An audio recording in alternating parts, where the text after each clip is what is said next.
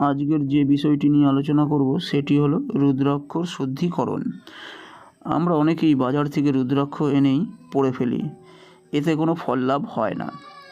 যদি রুদ্রাক্ষ সঠিকভাবে শুদ্ধিকরণ করে পড়া যায় তাহলে ভোলে বাবার আশীর্বাদ ও কৃপা আমাদের উপর সদা বর্ধিত হতে থাকে এবং ভোলে বাবা খুব সন্তুষ্ট হন। তাহলে জেনে নেওয়া যাক কীভাবে রুদ্রাক্ষ শুদ্ধিকরণ বা শুদ্ধি করব। প্রথমে যে রুদ্রাক্ষটি আমরা ধারণ করব সেই রুদ্রাক্ষটি গরুর দুধ এবং ঘি, মধু ও শর্করার মধ্যে রেখে দিতে হবে ঘন্টা 3-4।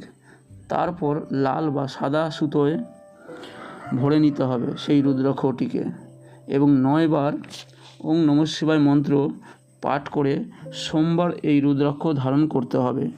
তাহলে দেখা যাবে রুদ্রাক্ষের মধ্যে যে শক্তি অন্তর্নিহিত আছে সেটি জাগ্রত হবে এবং আমাদের ফল প্রদান করতে থাকবে।